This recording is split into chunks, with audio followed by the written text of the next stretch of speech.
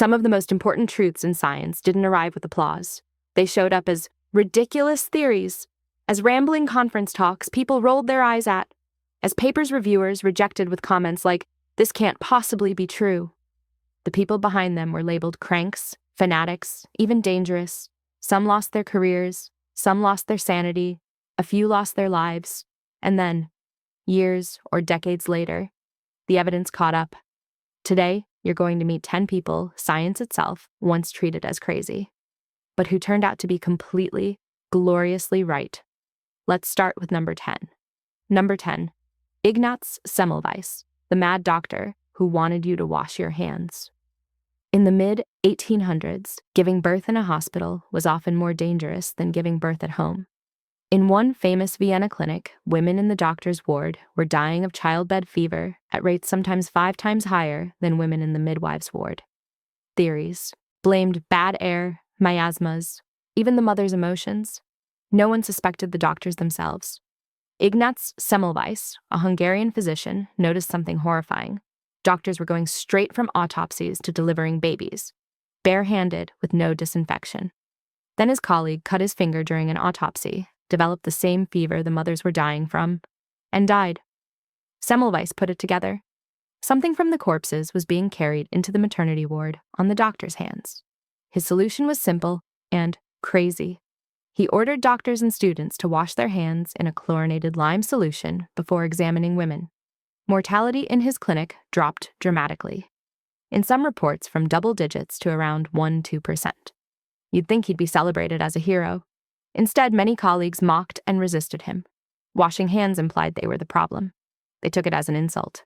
He was pushed out of his hospital, wrote increasingly angry letters calling his critics murderers, and eventually died in an asylum, ironically from an infected wound after being beaten by guards.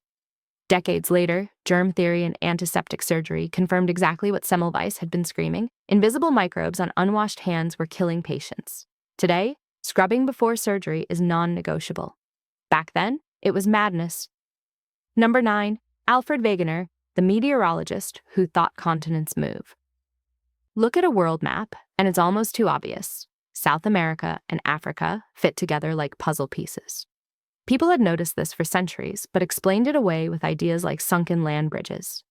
In 1912, a German meteorologist, not even a proper geologist, named Alfred Wegener suggested something outrageous for his time. Maybe the continents used to be joined and had drifted apart. He called the original supercontinent Pangaea, meaning all lands. Wegener gathered multiple lines of evidence, matching rock layers and mountain ranges on now separate continents. Fossils of the same land, animals found in South America and Africa, or India and Antarctica, that couldn't have crossed entire oceans.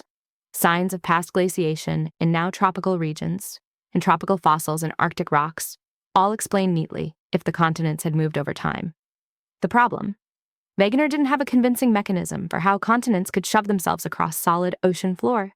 He proposed forces from Earth's rotation and the pull of the sun and moon, ideas that calculations quickly showed were far too weak. Geologists dismissed him. Articles mocked Wegener's wandering continents. His work was treated as fringe science for decades. Wegener died in 1930, still considered mostly wrong. Then, in the 1950s and 60s, everything changed. Ocean floor mapping revealed mid-ocean ridges and seafloor, spreading. Earthquake and volcano patterns traced out giant plates. Suddenly there was a mechanism.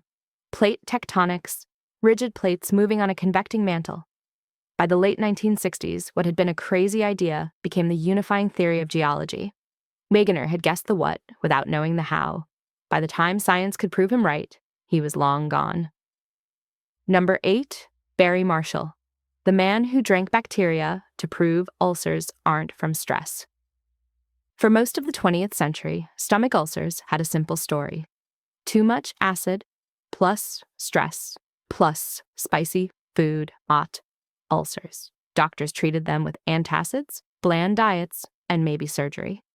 In the early 1980s, Australian doctors Robin Warren and Barry Marshall kept seeing spiral-shaped bacteria, later named Helicobacter pylori, in biopsies from patients with gastritis and ulcers. They proposed a radical idea. Bacteria, not stress, were causing many ulcers. The medical establishment wasn't buying it. The stomach, was supposed to be too acidic for bacteria to survive, let alone thrive. Experiments in animals weren't convincing. Funding was hard to get. Journals were skeptical. So Barry Marshall did something legendary. In 1984, after confirming his own stomach was normal, he drank a beaker full of H. pylori broth. Within days, he developed nausea, vomiting, and severe gastritis. A biopsy showed his stomach lining swarming with H. pylori and white blood cells. He then cured himself with antibiotics, demonstrating that killing the bacteria healed the inflammation. Even then, it took years for the field to fully accept that up to 80–90% of many types of peptic ulcers were associated with H. pylori infection, and that treating the bacteria cured them.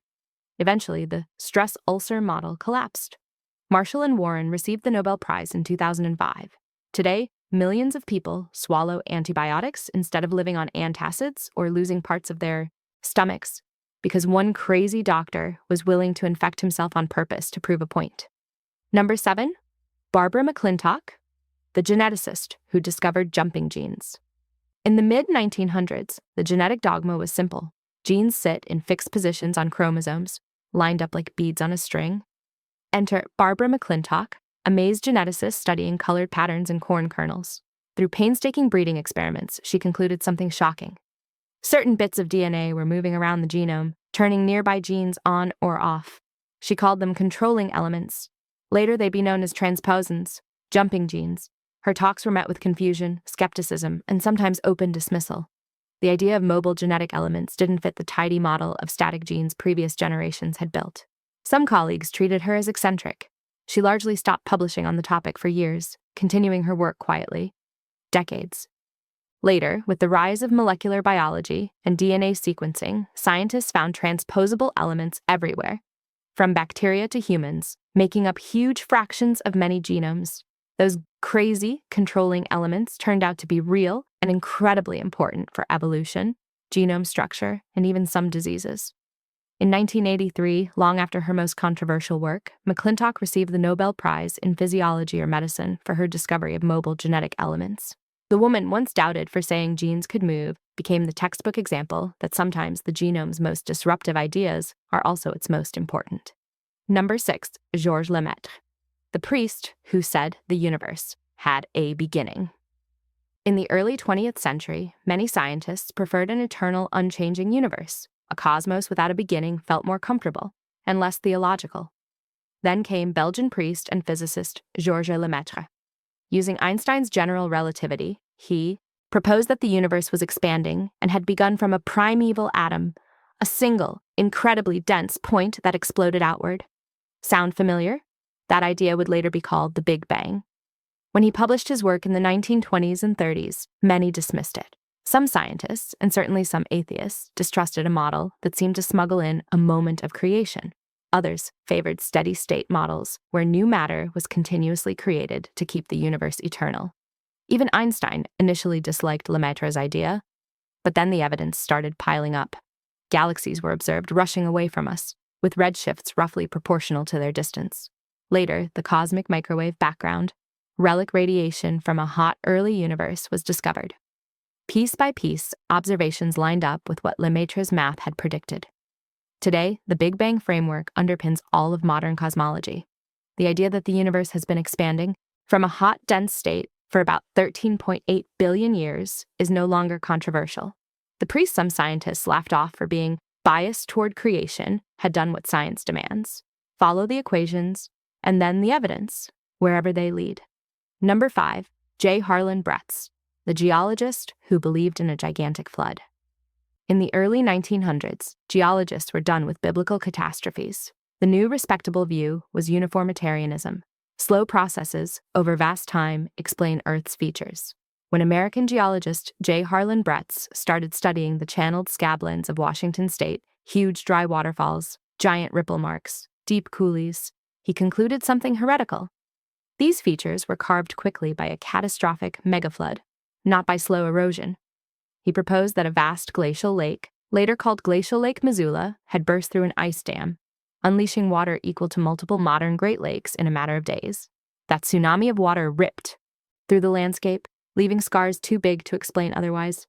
The response from many geologists? Absolutely not. catastrophic floods sounded too much like the rejected Noah's flood ideas peddled by non-scientific voices at the time. Bretz was grilled at meetings, criticized in print, and effectively ostracized in some circles. But he kept collecting evidence: giant current ripples, erratic boulders, flood deposits high on valley walls. Eventually, aerial photography and detailed fieldwork confirmed features that only made sense with massive flooding. Later work discovered the remains of the giant lake and ice dam Bretz had predicted. By the 1960s and 70s, his catastrophic flood model was widely accepted. Bretz received major geological awards late in life, with his former critics finally acknowledging he'd been right. The crazy flood guy hadn't been smuggling religion into science. He'd simply followed the land's story, even when it went against the geological fashion of his time. Number 4. Fritz Zwicky, the astronomer who saw invisible mass. In the 1930s, Swiss astronomer Fritz Zwicky studied galaxy clusters and did something odd. He actually checked the math. He calculated how fast galaxies in the Coma cluster were moving and compared it to how much mass could be seen in stars. The galaxies were moving far too fast to be held together by the visible matter alone.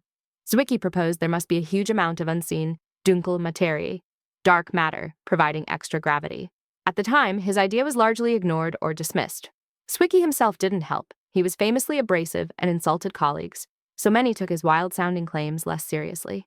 Decades later, multiple independent lines of evidence, galaxy rotation curves, gravitational lensing, cosmic microwave background measurements, pointed to the same conclusion. Most of the universe's matter is indeed dark and invisible, interacting mainly through gravity. Today, dark matter is a central pillar of cosmology. Space agencies describe it as the unseen mass that holds galaxies together and shapes the large-scale structure of the cosmos. The eccentric astronomer who talked about invisible mass had, in essence, seen the universe's shadow long before anyone else could prove it was real. Number 3. Ludwig Boltzmann, the man who said atoms are real. In the late 1800s, some physicists treated atoms as just useful mathematical fictions, helpful for calculations but not necessarily real, physical things. Austrian physicist Ludwig Boltzmann strongly disagreed. He developed statistical mechanics using the idea of countless invisible particles to explain entropy, temperature, and the behavior of gases. His famous equation, S dwa dav K log W S pow clog lub, linked microscopic states to macroscopic entropy, but many in the European physics community, including influential figures, rejected atomic theory as metaphysical speculation. Boltzmann's ideas were ridiculed by some. Debates over the reality of atoms weren't just scientific. They were philosophical battles over how physics should be done. Boltzmann struggled with depression, and it's widely believed that the hostility and isolation he faced over his work contributed to his eventual suicide in 1906. Ironically, just a few years later, Einstein's analysis of Brownian motion and direct experimental work finally provided overwhelming proof of atoms' existence. Boltzmann's equations are now engraved, literally, on his tombstone, and his approach forms the backbone of modern thermodynamics and statistical physics. The man some contemporaries saw as speculating about ghosts had in fact described the invisible building blocks of matter with extraordinary accuracy. Number 2. Clair Patterson, the chemist who said leaded gas was poisoning the world. For decades, tetraethyl lead was added to gasoline to prevent engine knocking. The companies behind it insisted it was safe. Meanwhile, Clair Patterson, a geochemist working to determine Earth's age, kept running into a problem: lead contamination. Everywhere. He developed ultra-clean lab techniques and eventually produced a landmark estimate of Earth's age, about 4.55 billion years, using lead isotopes. But in the process, he realized something disturbing. Modern environments and human bodies contained far more lead than ancient ice cores, and deep ocean samples suggested they should. Patterson argued that widespread industrial lead, especially from gasoline and paint, was artificially elevating global lead levels and poisoning people. The lead industry fought back hard. They tried to discredit him, cut off his funding, and get him removed from advisory panels. For years, his warnings were brushed aside as alarmist. But as more independent studies came in, showing links between lead exposure and cognitive damage, especially in children, Patterson's case became undeniable. Eventually, his work was pivotal in the push to phase out leaded gasoline and reduce other sources of environmental lead. The result? Massive drops in blood lead levels and corresponding public health gains in many countries. The difficult scientist corporations wanted silenced turned out to be one of the main reasons children today are not quietly being poisoned by the air they breathe. Number 1, the pattern behind all these crazy people. So what do these stories have in common? Semmelweis shouted down for saying doctors should wash their hands. Wegener mocked for continents that move. Marshall and Warren laughed at for saying ulcers come from bacteria. McClintock ignored for claiming genes can jump. Lemaître side-eyed for proposing a universe with a beginning. Bretz dismissed for arguing that a megaflood carved a landscape. Zwicky brushed off for seeing invisible matter. Boltzmann doubted for insisting atoms were real. Patterson attacked for saying leaded gas was poisoning everyone. In every case, the pattern was the same. They challenged a comfortable story. Doctors aren't the problem. The continents are fixed. Ulcers are about stress, not germs. The universe is eternal. Our fuel is safe. They had evidence, but not yet the kind of evidence their field demanded. Wegener lacked a mechanism. Semmelweis lacked germ theory. Zwicky lacked the particle physics to explain dark matter. Their ideas threatened egos, industries, or worldviews. If Semmelweis was right, doctors were killing patients. If Marshall was right, an entire ulcer drug industry was treating the wrong cause. If Patterson was right, some of the most powerful companies on Earth were poisoning the planet. They were often personally difficult, obsessive, or outside. The right specialty, which made it easier to attack them instead of addressing their data. Time, evidence, and new tools eventually caught up. Once better microscopes, seafloor maps, satellites, or cleanroom labs appeared, the crazy ideas became obvious. Here's the twist. For every Semmelweis or Wegener who was vindicated, there were thousands of people with wild, wrong ideas who never were. Being dismissed does not automatically make you a misunderstood genius.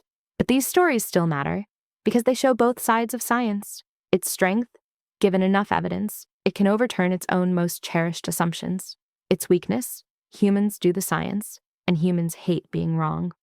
The real lesson isn't believe every maverick. It's don't confuse social comfort with truth. When someone proposes a strange idea, 3 questions are more helpful than, are they crazy? What problem are they actually trying to explain? What evidence do they have? And can it be tested independently? If they're right, what would we expect to see? And are we seeing it? Because history shows something unsettling. Sometimes the person the room is laughing at is just working on a problem the room doesn't understand yet. If this made you rethink how settled some of our current beliefs really are, hit like, subscribe for more deep dives into the uncomfortable edges of science, and tell me in the comments. Which of these crazy scientists would you have believed at the time, and which one do you suspect you might have laughed at too?